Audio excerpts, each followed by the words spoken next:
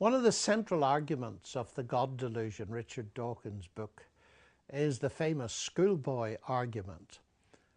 If we believe in a creator, we'll have to ask who created the creator. Now, the first point I would make about that is this. If you ask the question, who created God, you are thinking of created gods. Now, the ancient world knew all about created gods. Actually, we call them idols. And people don't believe in them usually nowadays. So if Richard Dawkins really thinks that what he's demolishing is belief in created gods, then good for him. But he could have written a far shorter book, because millions of us don't need any convincing that created gods are a delusion. So that's the first point. And I believe it's quite a serious point, actually. Because if he thinks that the God means you must be able to say who created God, then he does fall foul of that criticism. Now, you can only ask the question, coming at it from another perspective, if you cannot conceive of an eternal God. Christianity, of course, does not believe in a created God. It believes in God who is eternal and is the creator of everything else.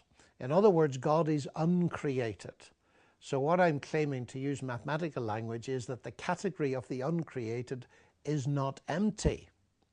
Now, it could be that Richard Dawkins has difficulty with the notion of the uncreated, although, and I'd like to know the answer to this, I don't know the answer to this, does he believe that matter and energy have existed forever? Because if he does, as many people do who are atheists, then they do believe in something eternal.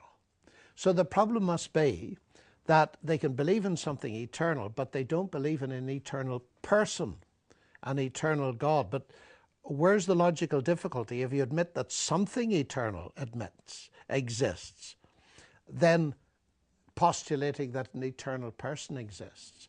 On the other hand, if they believe that matter and energy are finite, we can ask them their own question: who created that? And who created whatever created that, and so on. You have an infinite regress unless you can see that the buck must stop somewhere. And of course, the Christian doctrine is that God existed eternally, so that by definition, the creation buck, so to speak, stops there. So I really think that in a way the game is given away by asking that question. Dawkins is thinking of created gods, which are a delusion.